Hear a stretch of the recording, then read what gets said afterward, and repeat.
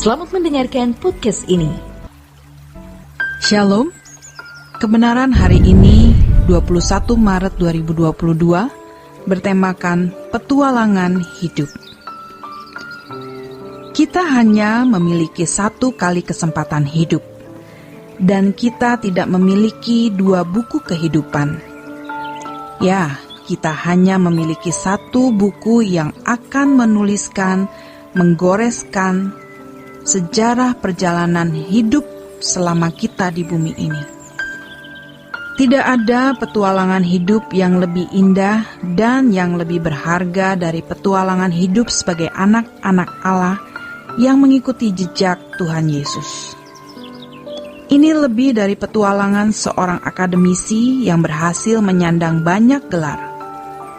Lebih juga dari petualangan seorang pejabat tinggi yang menduduki jabatan tinggi dan terhormat di suatu lembaga.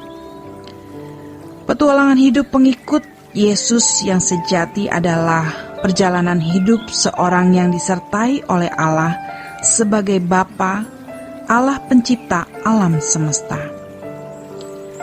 Ada jejak Allah, ada tanda tangan Allah di dalam hidup orang-orang yang mengikut Yesus. Dan ini harus benar-benar kita persoalkan pada kesempatan ini.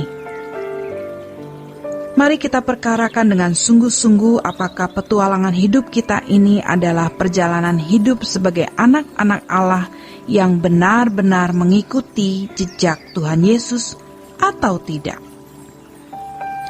Ketika Paulus berkata, "Hidupku bukan aku lagi, tetapi Kristus yang hidup di dalam aku," secara implisit hendak dikemukakan di situ bahwa perjalanan hidup Paulus adalah perjalanan seseorang yang diurapi Kristus.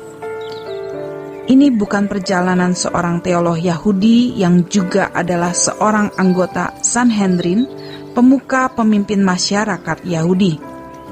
Tetapi Kristus yang hidup di dalam aku, seperti yang dikemukakan dalam Galatia 2 ayat yang ke-20. "Namun aku hidup, tetapi bukan lagi aku sendiri yang hidup, melainkan Kristus yang hidup di dalam aku. Dan hidupku yang kuhidupi sekarang di dalam daging adalah hidup oleh iman dalam Anak Allah yang telah mengasihi aku dan menyerahkan dirinya untuk aku." Bukan berarti di dalam diri Paulus ada dua pribadi. Pribadi Paulus juga pribadi Kristus atau pribadi Yesus. Bukan. Di dalam diri sosok yang diberi nama Paulus ada kehidupan seorang yang diurapi. Kristus artinya yang diurapi. Di jagat raya ini hanya ada satu sosok manusia yang tidak pernah sama dengan manusia lainnya. Setiap kita adalah sosok yang benar-benar unik, tidak ada duanya. Bahkan, renungkan ini.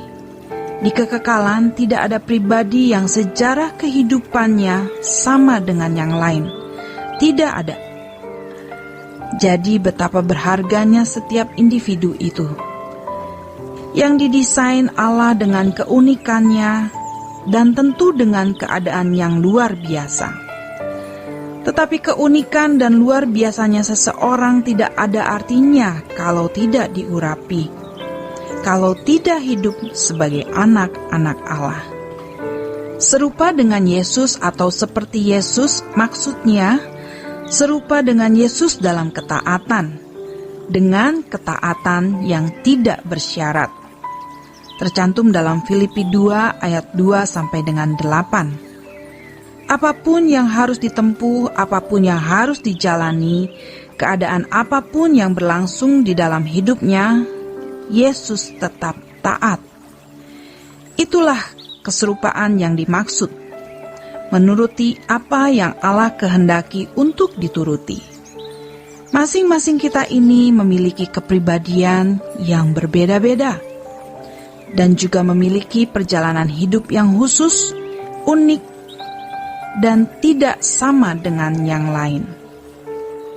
Tetapi apapun, bagaimanapun kepribadian kita, apapun dan bagaimanapun jalan hidup kita, kita harus hidup dalam ketaatan kepada Bapa di surga. Hidup dalam iman kepada anak Allah artinya penurutannya. Jadi Allah memiliki anak-anak, kita semua ini, dengan personality yang berbeda-beda, dengan kepribadian yang berbeda-beda, dan dengan perjalanan hidup yang juga berbeda-beda. Tetapi apapun kepribadian atau personality masing-masing kita, apapun dan bagaimanapun perjalanan hidup kita, haruslah menjadi perjalanan hidup orang yang diurapi, yaitu diurapi Kristus. Hidup di dalam penurutan terhadap kehendak Allah, dan nanti kalau sejarah hidup kita dicatat dalam satu buku, itu adalah catatan kehidupan seorang anak Allah yang diurapi. Berbeda-beda tapi punya kesamaan, yaitu diurapi Allah, hidup dalam ketaatan kepada Bapa di surga. Kita harus sungguh-sungguh memperkarakannya sebelum lembar hidup kita berakhir.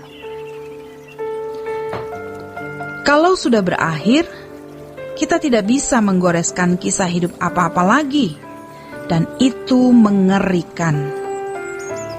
Kalau masih ada lembar-lembar di dalam buku kehidupan kita ini, berarti kita masih bisa merevisi, bisa memperbaiki apa yang salah di waktu-waktu yang telah kita lalui sebelumnya. Dan Allah melupakan, Allah menghapus dosa-dosa kita, serta mau menuliskan sejarah baru hidup kita. Itu hebatnya Allah kita, mengampuni dan melupakan. Sejauh timur dari barat, Dia melupakan dosa-dosa kita. Tentu bagi kita yang mau bertobat, yang mau menyadari kesalahan dan mau diperbaiki, setinggi seluas apapun pangkat dan kekuasaan seseorang boleh tercatat dalam sejarah hidup manusia.